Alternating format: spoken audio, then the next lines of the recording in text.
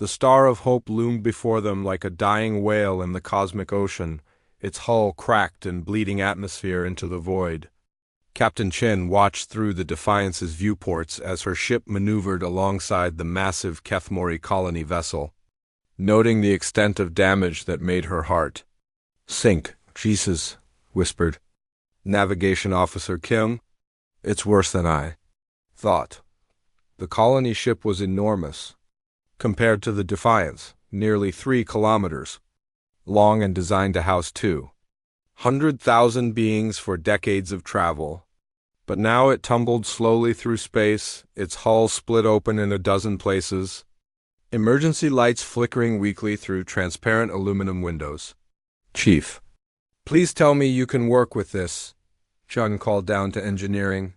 Martinez's voice came back tight with concentration. "The damage is extensive, but it's mostly structural. Their fusion reactor is actually in better shape than I expected. It's just been throttled down to prevent overload. The real problem is the life support grid. It's completely different from our systems." "Different how?" "They use crystalline matrix processors instead of mechanical atmospheric recyclers. It's actually more efficient than our technology, but I have no idea how to repair it." Chun felt the first stab of real doubt. They had gambled everything on the assumption that human engineering could adapt to alien technology. If they were wrong? "Captain," Rodriguez interrupted, "I have Fleet Commander Yathara requesting direct communication. Put her through."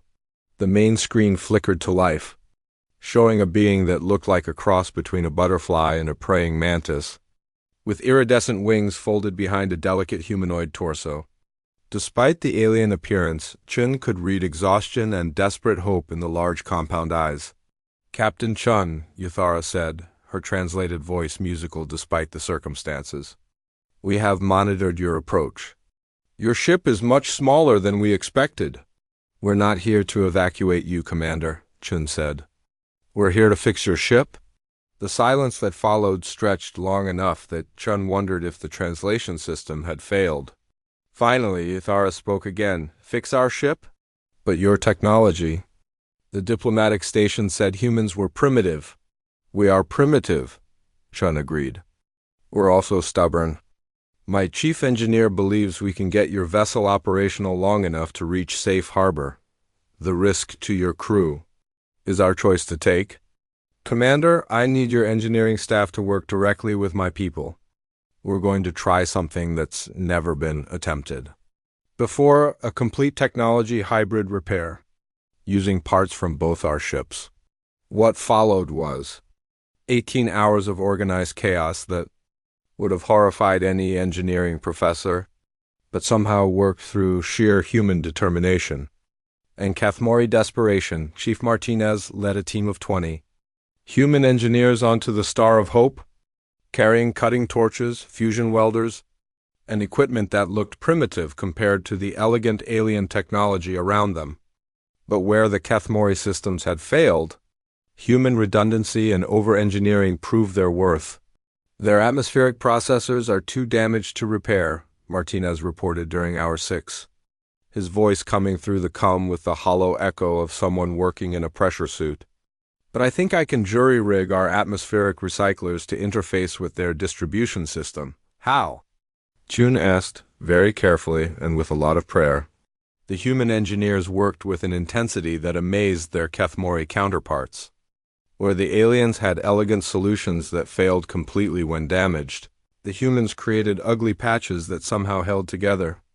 They rerouted power conduits through cargo holds, reinforced weakened hull sections with metal plates torn from the Defiance's own armor, and created atmospheric seals using everything from emergency foam to actual duct tape. "This should not work," muttered Kethmori engineer Zalthus as he watched Martinez connect a human fusion regulator to an alien power grid using connectors that had been literally hammered into shape. "That's what makes it human engineering," Martinez replied, sweat beading on his forehead as he worked. "It shouldn't work, it looks terrible, but it does the job." By hour 12, they had restored partial life support to 70% of the ship. By hour 16, They had the fusion reactor operating at 60% capacity. But they were running out of time. The gravitational anomaly was pulling both ships steadily toward destruction. "We need to undock and begin escape maneuvers," Chun announced. "Chief, can the Star of Hope maintain what you've built?" "The repairs will hold if they don't push too hard," Martinez replied. "But Captain, there's a problem. The modifications we made to interface our systems with theirs. I had to cannibalize our own fusion regulator. The Defiance is running on backup power only." June felt her stomach drop. "How long?" "Maybe 6 hours before complete power failure. And that's if we don't try to engage our drives." She closed her eyes, doing the math. The Kethmori ship could now escape the gravity well, but only if they left immediately. The Defiance, crippled by the repairs to the alien vessel, would not have enough power to follow. "Captain," Rodriguez said quietly, "the Star of Hope could take our crew aboard. We'd have to abandon our ship, but—" No, Chun said firmly. "That would overload their life support again. Besides, someone needs to stay and transmit our sensor data about the gravitational anomaly to warn other ships." She was lying, and everyone on the bridge knew it. The real reason was simpler. They were human. They didn't abandon their ship, even to save themselves. "All ships, this is the Star of Hope," came Yathara's voice over the comm.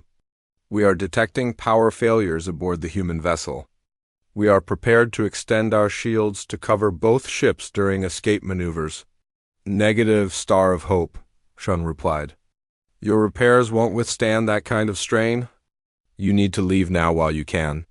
"Captain Chun," Yathara said, and Chun could hear something that sounded like tears in the translated voice. "Your people gave everything to save us. We cannot simply abandon you?" "Yes, you can. You have 200,000 lives aboard your ship. Our sacrifice means nothing if you don't get them to safety. There must be another way." "There is," Martinez's voice cut in from engineering. "Captain, what if we transferred our entire crew to escape pods? The Kethmori could pick us up after they clear the gravity well." "Chief, our escape pods have maybe 4 hours of life support. If anything goes wrong with their pickup, then we die together instead of alone," Martinez said simply. "Better odds than staying aboard a powerless ship." Chun looked around her bridge at the faces of her officers. They were scared. Only a fool wouldn't be scared, but they were also determined. They had come this far together. "All hands abandon ship," she announced. "This is not a drill. Proceed to escape pods immediately." The next 40 minutes were a controlled chaos of evacuation procedures. 137 humans crammed into escape pods designed for emergency use only, watching through tiny portholes as their ship, their home for the past 3 years, fell behind them. The Star of Hope's escape was a thing of beauty. Despite the ugly human modifications bolted to her hull, the massive colony ship turned with surprising grace and began accelerating away from the gravitational anomaly, her alien drives creating trails of exotic particles in her wake. "This is Fleet Commander Yathara," came the transmission. "We have cleared the gravity well and are returning to collect the human pods."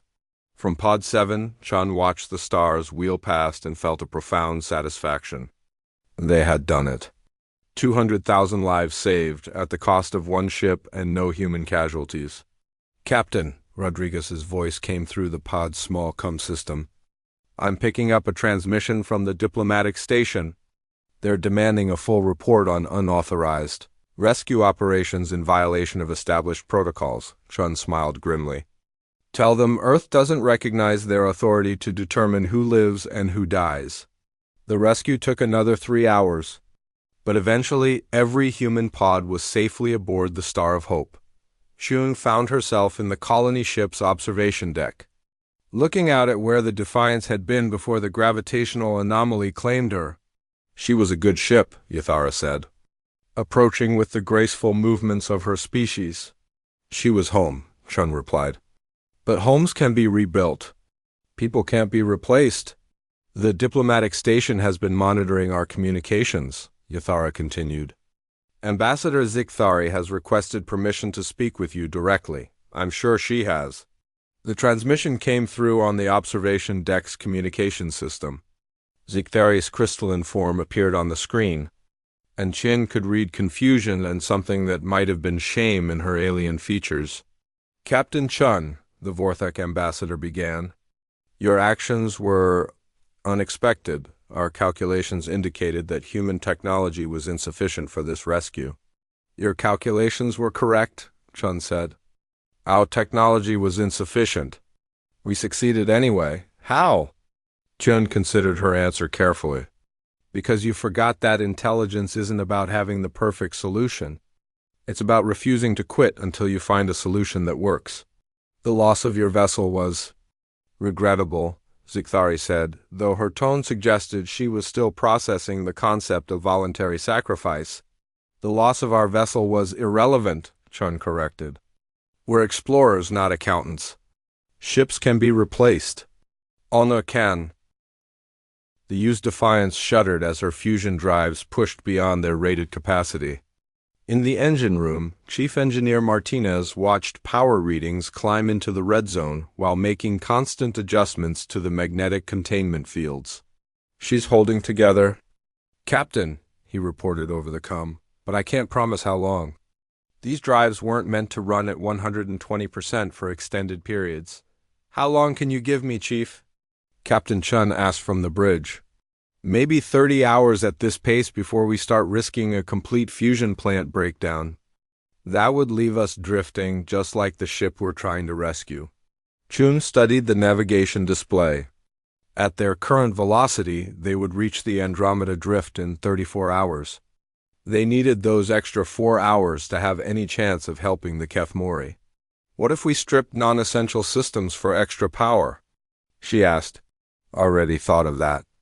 Life support to minimum, artificial gravity down to 70%, all recreational systems offline. I can maybe squeeze out another 5% efficiency, but that's pushing into dangerous territory." "Do it," around the bridge. Her crew worked with the quiet intensity that marked professional humans under pressure. Navigation Officer Kim plotted increasingly complex courses through gravitational anomalies to shave minutes off their journey time. Communications Specialist Rodriguez monitored emergency frequencies while simultaneously trying to establish long-range contact with the distressed vessel. Tactical Officer Jackson ran scenarios for possible rescue operations, despite having no idea what they would find when they arrived. "Captain," Rodriguez looked up from his station, "I'm getting periodic transmissions from the Star of Hope. Their communications array is damaged, but I'm picking up fragments. Put it through." The bridge speakers crackled with static-laden voices speaking in the musical tones of the Kefmori language. Rodriguez had run the transmission through the translation matrix, but the words that emerged painted a grim picture. ... Losing atmosphere through hull breach section 7. Temporary patches failing. Engineering reports fusion containment unstable. Casualties mounting in the lower decks. Chun felt the familiar weight of command settle on her shoulders. 200,000 people counting on them, and the Defiance was still over 29 hours away. "Rodriguez, can you get a clean signal through to them? Maybe if I route through the emergency beacon network and boost our transmitter past safety limits." "Do it," while Rodriguez worked to establish communication. Chun called up the Defiance's personnel files. Her crew numbered exactly 137 humans, each one a volunteer for the deep exploration mission.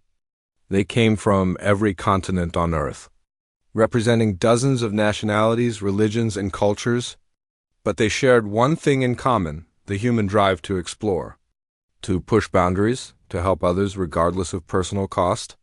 "Captain, I have a connection to the Star of Hope," Rodriguez announced. "Audio only, but it's clear. This is Captain Sarah Chun of the Earth vessel Defiance. We have received your distress signal and are en route to assist." The response came immediately, though the translator struggled with the emotional overtones in the alien voice. "Earth vessel?" But ... The diplomatic station informed us that no assistance was available. They said Earth ships were too primitive and too distant to help. Chun smiled grimly. The diplomatic station was half right. We are primitive and we are distant. But humans have a saying, impossible just means nobody's tried hard enough yet. What's your situation? The Kethmori captain, who identified herself as Fleet Commander Ythara, provided a detailed report. Their colony ship had suffered a cascade failure after hitting an unexpected gravity wave in the drift. The main fusion reactor was operating at 30% capacity and dropping. Life support systems were failing across multiple sections. Most critically, they had lost their primary navigation array and were slowly drifting toward a gravitational anomaly that would crush them within 40 hours. How long can your life support maintain full population? Chun asked. Perhaps 28 hours at current consumption rates. We have begun evacuation to the emergency pods, but they have very limited life support. Maybe 6 hours each. Chun felt her heart sink.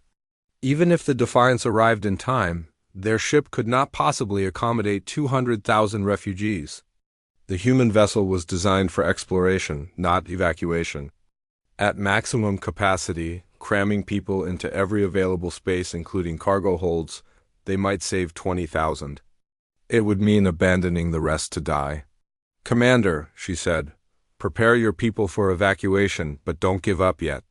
Humans are very good at finding solutions to impossible problems. After ending the transmission, Ching called a meeting of her senior staff. They gathered in the small conference room adjacent to the bridge, their faces grave as Chun explained the situation. We can't save them all, Chief Medical Officer Patel said quietly.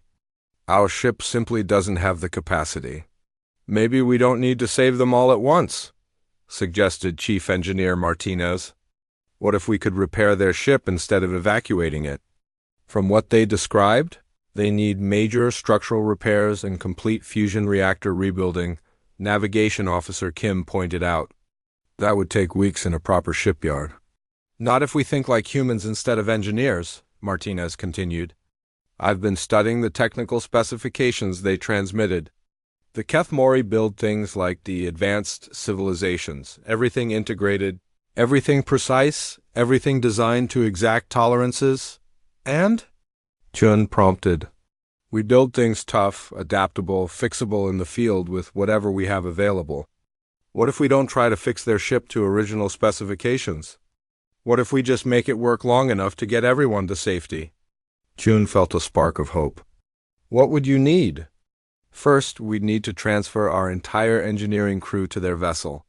Second, we'd need to strip our own ship for parts, fusion containment units, atmospheric processors, structural supports, everything we can spare. That would cripple the Defiance, First Officer Williams noted. Yes, Chun agreed. But it might save 200,000 lives. Chief, what are the odds this could work? Martinez rubbed his stubbled chin. Honestly? Maybe 30%. Their technology is completely different from ours. We'd essentially be performing experimental surgery on a patient we've never seen before, using tools we're not familiar with, while both ships are falling into a gravity well. I've heard worse odds, Chun said. What else would we need? Time, said Martinez. Even with our full crew working around the clock, we'd need at least 18 hours to make the necessary modifications. And that's assuming everything goes perfectly. Chun looked around the table at her officers. These were the people who had volunteered to spend years away from Earth, exploring unknown regions of space. They had signed up for danger, but not necessarily for a suicide mission to save complete strangers. I need to be clear about something, she said. If we commit to this plan, we might not make it home. If the repairs don't work, if we can't get the Defiance operational again, we'll all die together. This isn't just about risking our lives. It's about potentially throwing them away for people we've never met. Captain, Rodriguez spoke up, I've been monitoring the galactic communication networks. Every advanced civilization knows about this crisis. They all have the technology to help, and they all chose not to. They wrote off the Kethmori as expendable because they're not advanced enough to matter. Your point? My point is that if we don't help, nobody will. The Kethmori will die not because rescue was impossible, but because the galaxy decided they weren't worth saving. Rodriguez paused, then continued. My grandmother always told me that you judge a person's character not by how they treat their equals, but by how they treat those who can do nothing for them. The Kethmori can't do anything for us, added Chief Medical Officer Patel. They have no advanced technology, no military power, nothing to offer Earth in return. Helping them gains us nothing but the knowledge that we saved innocent lives. Chun looked around the table again. All in favor? Every hand rose without hesitation. Then let's get to work. Chief, start planning the modifications. Rodriguez, send a message to the Star of Hope. Tell them to prepare for extensive repair operations. Kim, I need you to calculate approach vectors that give us maximum working time before the gravity anomaly becomes critical. As her officers dispersed to their tasks, Chun remained in the conference room for a moment, staring out the small porthole at the stars rushing past. Somewhere ahead, 200,000 people waited for help that the rest of the galaxy had decided would never come. The next 28 hours would prove whether human stubbornness and ingenuity could overcome impossible odds. But Ching had learned something important during her years in space. The galaxy was full of species that claimed to be advanced, but very few that were actually human. In the engine room, Martinez and his team began the dangerous process of preparing their ship's systems for cannibalization. They would strip the Defiance down to her bones if necessary, leaving themselves stranded in space, all for the chance to save strangers who couldn't even pronounce their species' name correctly. It was, the advanced civilizations would undoubtedly say, completely. The emergency beacon pierced through the void of space like a dying star's final scream. Ambassador Zikthari of the Vorthic Confederation felt her crystalline appendages vibrate with the distress frequency as it reached the diplomatic station orbiting. Kepler 442b? Another primitive species calling for help, muttered Captain Veltor, his scaled hide-shifting colors from deep purple to irritated orange. The reptilian officer's tongue flicked out as he studied the transmission data. Third one this cycle. These younger civilizations never learned proper space navigation. Zikthari's diamond-like head tilted as she processed the signal. The mathematics were simple enough. A colony ship had suffered catastrophic engine failure in the Andromeda Drift, that treacherous region of space where gravity wells from dying stars created unpredictable space-time distortions. 200,000 souls aboard, mostly from a species called the Kethmori. They had perhaps 48 standard hours before their life support systems would fail completely. The Kethmori, she said, accessing her species database. They achieved faster-than-light travel only 600 years ago.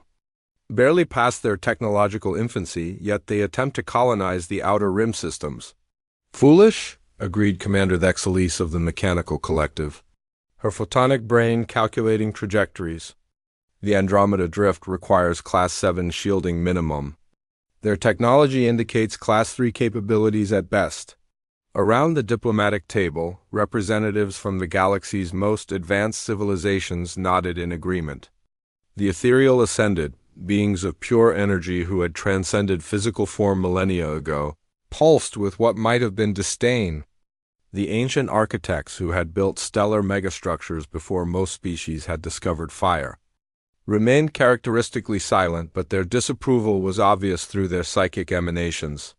Someone should respond, Zikthari said, though her tone suggested it was more obligation than genuine concern. The Galactic Accords do require assistance for distress calls. Captain Veltor's scales shifted to a resigned blue. The nearest Vorthak rescue fleet is 18 light-years away. Even at maximum displacement drive, we would arrive in 72 hours? Too late. The Collective's nearest automated rescue vessels are similarly distant, reported Commander Thexalis. Calculation indicates arrival time of 78 hours, 4 minutes, 37 seconds. Each representative offered similar excuses. The ethereal ascended claimed their energy forms could not provide physical assistance. The ancient architects cited interference with their great work. The Silicon Brotherhood was engaged in important mining operations in the Vega sector. The biomechanical symbiosis was restructuring their fleet hierarchies. What about the Terrans? Asked junior diplomat Kexmara of the Crystal Hegemony. Her voice barely above a whisper. The silence that followed was profound and uncomfortable. Ambassador Dikthari felt her crystalline structure dim with embarrassment at even having to consider such a suggestion. The humans? Captain Veltora's scales turned an almost black shade of revulsion. Those ... Savages? They'd barely qualify as a spacefaring species, Commander Thexelis stated flatly. Their technology is primitive chemical propulsion and crude fusion reactors. They have been in space for less than 200 years. They still fight wars on their home planet, added Zikathari. Wars, as if violence could solve complex resource allocation problems. Their society is chaotic, their governments constantly changing, their economy based on the absurd notion of individual ownership rather than collective efficiency. The ethereal ascended pulsed with what could only be described as cosmic disgust. Through their psychic emanations came concepts: brutality, primitive aggression, emotional instability, technological inadequacy. They call themselves explorers, Captain Veltor continued, his tongue flicking rapidly in agitation. But they are nothing more than space barbarians. They modify their own bodies with crude mechanical implants. They consume animal flesh for sustenance. And their solution to every problem seems to involve explosion or violence. I have read their historical databases, offered Kexmara quietly. They have indeed fought many wars. But they also have concepts like sacrifice for others, protection of the weak, and something they call going down with the ship, where leaders choose to die rather than abandon their responsibilities. Primitive honor codes, dismissed Commander Thexelis. Emotional responses that interfere with logical decision-making. This is precisely why they are unsuitable for civilized galactic society. Zikthari accessed recent reports about human activities. It was true that they had been expanding aggressively through their local star cluster, establishing colonies and trade routes with typical human disregard for established galactic protocols. They had even refused to submit to proper evaluation by the Council of Advanced Species, claiming they preferred to make their own way in the galaxy. Their ships are flying scrap metal held together by determination and prayer to their various mythological entities, she noted. Their crews are untrained by galactic standards, and they seem to think that improvisation can substitute for proper engineering. Remember the incident at Proxima Station? Captain Veltora's scales shifted to an amused yellow. That human trader actually tried to fix a quantum harmonics array with something he called duct tape and spare parts from his ship's coffee machine. It worked, Kexmara pointed out. Temporarily, Zikthari corrected, and only because the station's automated systems compensated for his crude modifications. It was dangerous and irresponsible. The discussion continued for several more minutes, each representative adding their own examples of human primitive behavior. Their tendency to personalize their machines, giving names to ships and talking to them. Their inexplicable attachment to inefficient organic pets that served no logical purpose. Their art that focused on emotion rather than mathematical perfection. Their music that relied on irregular rhythms instead of proper harmonic frequencies. Where are they now? Asked Kexmara. The nearest human vessels, I mean. Commander Thexelis consulted her databases. There is a human exploration fleet in the Rigel system, approximately 12 light-years from the Andromeda Drift. However, their primitive, faster-than-light technology would require at least 96 hours to reach the distress location. Even longer than our response times, noted Zikthari with satisfaction. So the question is moot regardless. Perhaps, Captain Veltor suggested, his scales returning to their normal professional green. We should contact the Kethmori directly and advise them to prepare for evacuation to escape pods. The odds of rescue are essentially zero, but at least some might survive long enough for eventual pickup. Agreed, said Zikthari. I will compose a message expressing our regrets, and suggesting they prioritize their most genetically valuable specimens for pod evacuation. As the diplomatic session concluded, and representatives began to disperse to their respective quarters. None of them noticed the small monitoring probe that had been recording their conversation. The probe belonged to the Galactic Communication Network, a neutral system that monitored all official diplomatic channels. Standard protocol required that all distress calls and related discussions be broadcast on open emergency channels available to any species capable of receiving them. This ensured that if closer vessels existed, they would have the opportunity to respond. The probe dutifully transmitted the complete recording across multiple subspace frequencies, including the emergency bands monitored by various species' military and exploration fleets in the Rigel system. 12 light-years away, the transmission was received by a battered human exploration vessel called the UES Defiance. The ship was technically a heavy cruiser, though by galactic standards it looked more like a flying junkyard. Its hull was scarred from micrometeorite impacts, patched with mismatched armor plates, and decorated with nose art featuring a snarling Volf. Captain Sarah Chun was reviewing mining survey reports when her communications officer looked up from his console with a grim expression. "Captain, we're receiving an emergency broadcast from the diplomatic station. Some ship called the Kethmori Star of Hope is in trouble in the Andromeda Drift. Engine failure, 200,000 people aboard, life support failing." Chun set down her coffee mug. "What's the response from the advanced civilizations?" The communications officer played the recorded discussion. As the diplomatic representatives dismissed both the Kethmori and humanity with casual contempt, Chen felt her jaw tighten.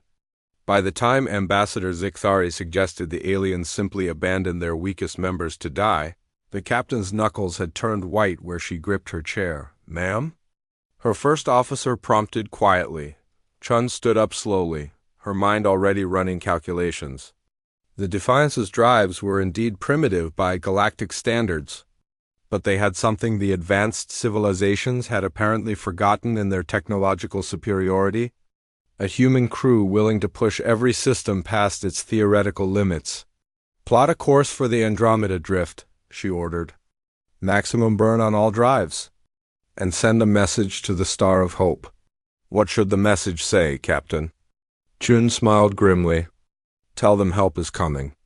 Tell them Earth doesn't abandon people who need help. And tell them to hold on because humans are too stupid to know."